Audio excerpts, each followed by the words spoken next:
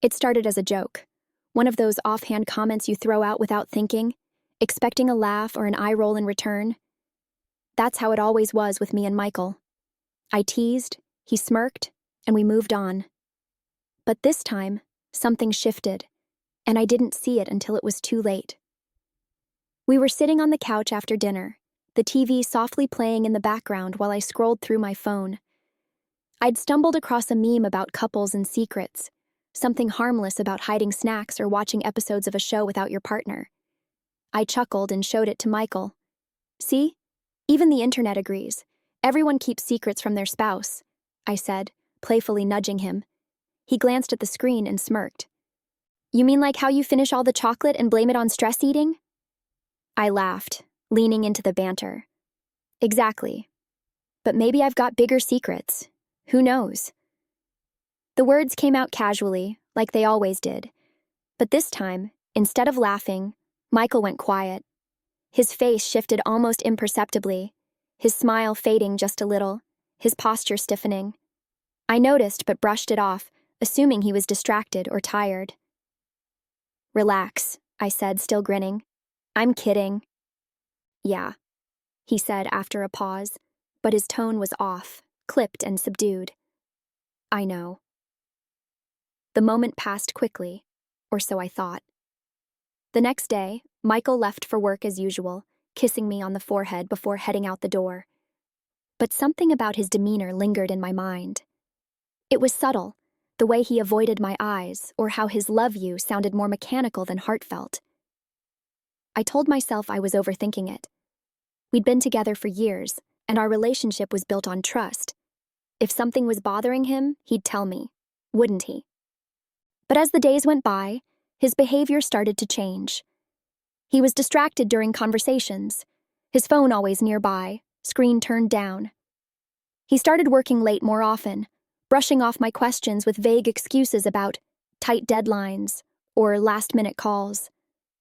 I tried not to let it get to me, but the unease grew like a shadow I couldn't shake. One night, after he came home late again, I decided to confront him. Michael, is everything okay? I asked, keeping my tone light but firm. Yeah, why wouldn't it be? He replied, not looking up as he slipped off his shoes. I don't know, I said, crossing my arms. You just seem different lately. Distant. He paused, glancing at me briefly before turning away. I've just been busy. Work's been stressful, that's all. I wanted to believe him, but the pit in my stomach told me there was more to it. Still, I didn't press. I told myself I was imagining things, that it was just a rough patch. But then, a few days later, I saw him texting someone late at night. He was sitting on the edge of the bed, his phone angled away from me as his fingers flew across the screen. Who are you texting? I asked, trying to sound casual. Just a work thing, he said quickly, locking the screen and setting the phone face down on the nightstand. It was a small gesture, but it set off alarm bells in my mind. Michael wasn't the type to hide things, or at least he never had been before. I told myself not to jump to conclusions, but the seed of doubt was already planted. The final straw came one evening when I was cleaning up the kitchen. His phone buzzed on the counter with a notification, and I glanced at it instinctively. It wasn't the name that caught my attention. It was the tone of the message. Let me know if you're free to talk tonight. I'm here if you need me. My heart sank. The message was from a woman I didn't recognize, and it felt far too personal to be about work. I wanted to confront him right then and there, but something held me back.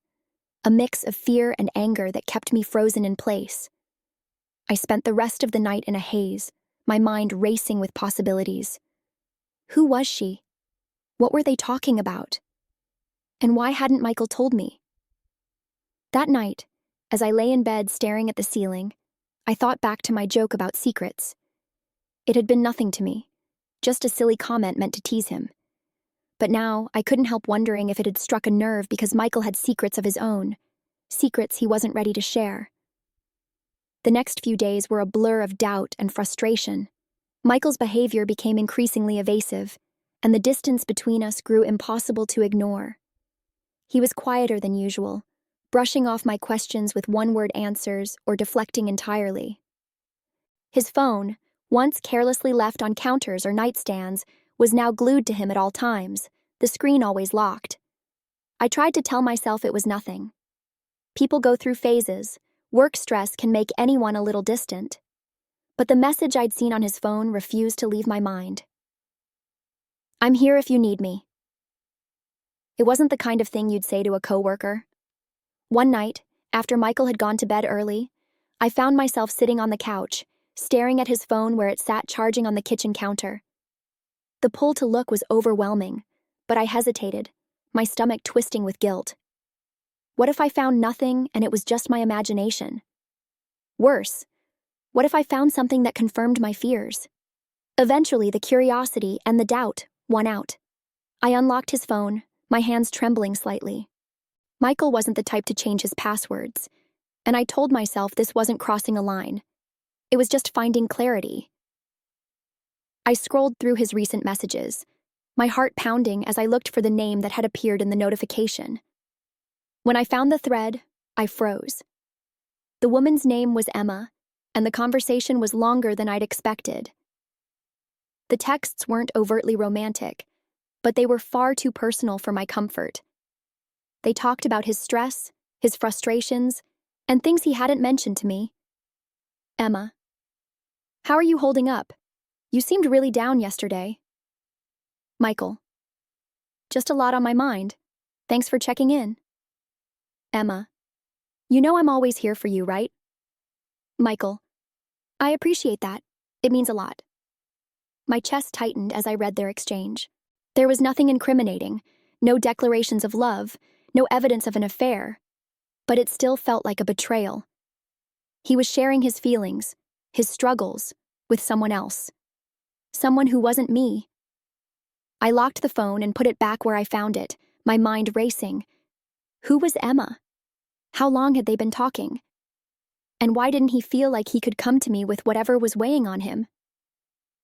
The next day, I couldn't hold it in any longer. We were eating dinner in silence, the tension between us palpable, when I finally spoke up. "Michael, who's Emma?" I asked, keeping my tone as steady as I could. He froze, his fork halfway to his mouth. "What? You heard me," I said, my voice firmer now. "Who is she? And why are you talking to her about things you won't even talk to me about?" Michael set his fork down slowly, his expression shifting from surprise to defensiveness. "She's a friend," he said. "Someone I met through work, that's all." "A friend," I repeated, the word tasting bitter on my tongue. "Michael, I read the messages. She's not just a friend. You're confiding in her. You're leaning on her instead of me." His face darkened, and he leaned back in his chair. "You went through my phone?" "Yes, I did," I said, refusing to back down. "Because you've been acting strange for weeks, and I needed to know what was going on." Michael ran a hand through his hair, looking frustrated. "Emma isn't what you think. She's just been there to talk to, okay? Someone neutral. I didn't want to burden you with everything." "Burden me?" I snapped, my voice rising. "I'm your wife, Michael. I'm supposed to be the one you talk to when things are hard, but instead you're talking to some other woman and locking me out." He sighed heavily, his shoulders slumping. "You're right," he admitted quietly. "I should have come to you, but it's not like you've been easy to talk to lately."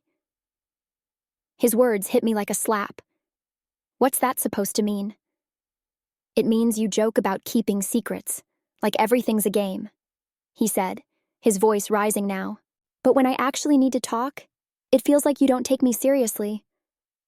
I opened my mouth to argue, but no words came.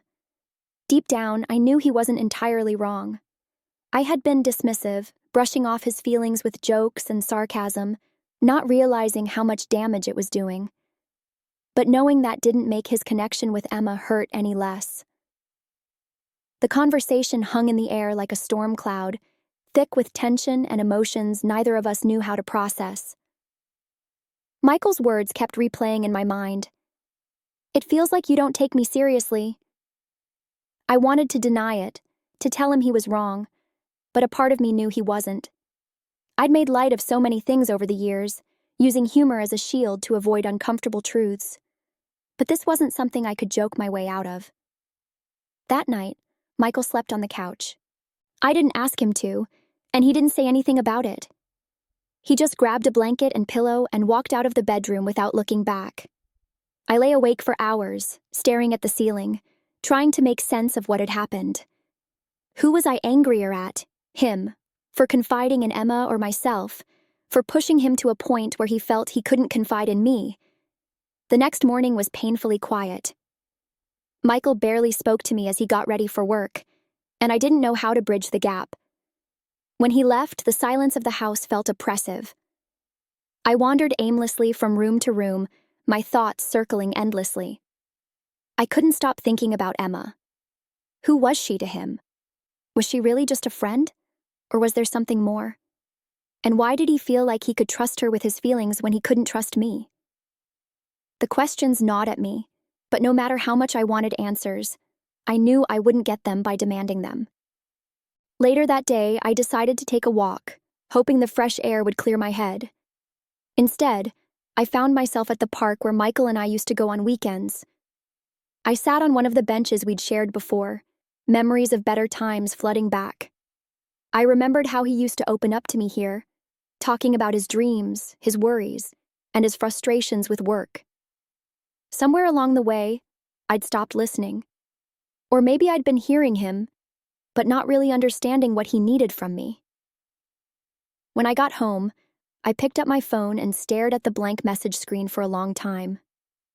I wanted to text him, to tell him I was sorry, to ask him to come home early so we could talk. But I didn't know where to start. What could I say that wouldn't sound like another excuse? Instead, I sat down at the kitchen table and opened my laptop. I started writing, not sure if it would turn into an email, a letter, or just a way to process my thoughts. The words came slowly at first, but soon they spilled out in a torrent. Michael, I'm sorry. I know I've hurt you, and I can't take back the things I've said or done, but I need you to know that I see it now. I see how my jokes and dismissiveness have made you feel like you couldn't come to me. I never meant to make you feel that way. But I understand now that intent doesn't matter. What matters is how it made you feel. And I hate that I've made you feel like you weren't enough, or that I didn't take your feelings seriously. I paused, my fingers hovering over the keyboard, before continuing. I can't change the past, but I want to change the way we move forward. I want us to be able to talk again, like we used to. I want to be the person you trust with your feelings, not someone you feel like you have to shut out. Please, when you're ready, let's talk. I love you. I read the message over a dozen times before hitting send. When I finally did, it felt like a small weight had been lifted, but the uncertainty of his response still loomed large. The hours crawled by as I waited for him to reply. When his name finally lit up my phone screen, my heart raced. Thanks for the message. I need some time to process everything, but I think we should talk soon. Let me know when works for you. It wasn't an apology or a declaration of forgiveness, but it was something. A chance to start mending the cracks. When Michael came home that night, the tension between us was still there, but it felt different. Less like a wall and more like a bridge waiting to be built. We didn't talk much, but there was a sense of possibility, of hope, that hadn't been there before. It wasn't a resolution, but it was a beginning. And for now, that was enough. The days leading up to our conversation were filled with a strange mix of anticipation and dread. Michael had agreed to talk, but I couldn't help wondering if it was just out of obligation or if he genuinely believed we could work through this.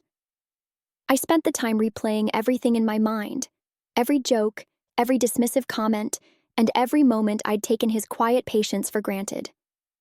It wasn't just about Emma. It was about all the ways I'd slowly eroded his trust without even realizing it. When the evening finally arrived, I cooked his favorite meal, hoping it would set the tone for a calm, open discussion. As I set the table, I kept rehearsing what I wanted to say, but the words felt clumsy and inadequate. By the time Michael walked through the door, my nerves were shot. "Hey," I said softly as he entered the kitchen. "Hey," he replied, his tone guarded but not cold. He glanced at the table and raised an eyebrow. "You didn't have to do all this." "I wanted to," I said, trying to steady my voice. "It's been a while since we've had dinner together like this." He nodded but didn't say anything more. We ate in near silence, the occasional clink of silverware the only sound between us. I could feel the weight of everything unsaid pressing down on us, but I didn't want to rush him. When we'd finished, I cleared the plates and sat back down, folding my hands in my lap. "Michael," I began, my voice trembling. "I'm really glad you're here. I know things have been strained, and I take responsibility for my part in that. I've been thinking a lot about what you said, about how I make you feel like I don't take you seriously. And you're right. I've done that, and I hate that I've made you feel that way." He looked down at his hands, his expression unreadable. "It's not just that," he said finally. "It's that I've felt like I couldn't tell you things, important things, because I didn't think you'd really hear me. And that's why Emma became someone I could talk to. Not because I don't love you, but because I felt like I didn't have a choice." His words stung, but they also gave me clarity. "Michael, I know I've made it hard for you to open up. I've used jokes to deflect and push things aside when I should have listened. I don't blame you for feeling like you had to go to someone else, but it hurts. It hurts because I want to be the one you trust, the one you come to when things are hard." He met my eyes for the first time, and I saw a flicker of the man I'd fallen in love with. "It wasn't fair to you," he admitted. "I should have told you how I was feeling instead of keeping it bottled up. But when you joked about secrets, it hit a nerve. It made me realize I was already keeping something from you, and I didn't know how to deal with that." "What were you keeping from me?" I asked, my voice barely above a whisper. Michael took a deep breath. "It's not what you think," he said.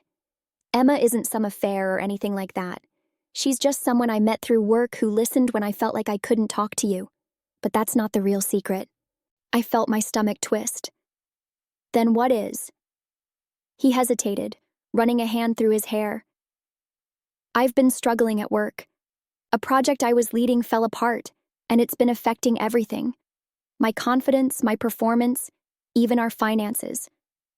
I didn't want to tell you because I didn't want you to see me as a failure." His words hit me like a wave. All this time, I'd been imagining the worst, thinking he was pulling away because of Emma, when in reality, he'd been drowning in his own fears and shame.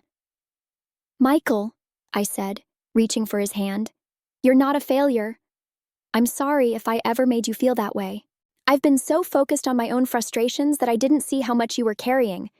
But you don't have to go through this alone. I want to be there for you, if you'll let me." For the first time in weeks, his shoulders relaxed, and I saw a glimmer of relief in his eyes. "I want that too," he said quietly. It wasn't an easy conversation, and it didn't fix everything, but it was a step toward rebuilding what we'd lost. For the first time in a long time, I felt like we were truly on the same side, ready to face whatever came next together. The conversation with Michael left me feeling raw but hopeful. For the first time in weeks, it felt like we were beginning to pull back the layers of everything that had gone unsaid. He'd opened up about his struggles at work, his fears of failure, and the weight he'd been carrying alone for far too long. And I'd finally admitted to myself, and to him, that I'd been neglecting the trust and support he needed from me. Over the next few days, things didn't change overnight, but they started to shift in small, meaningful ways. Michael stopped avoiding me and began sharing more about what he was going through at work. He told me about the failed project, the late nights spent trying to salvage it, and how it had shaken his confidence. It was painful to hear, knowing he'd been silently battling this while I'd been focused on my own frustrations.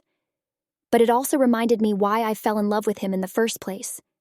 His quiet strength, his determination, and his vulnerability when he let his guard down. For my part, I made a conscious effort to listen without interrupting or deflecting.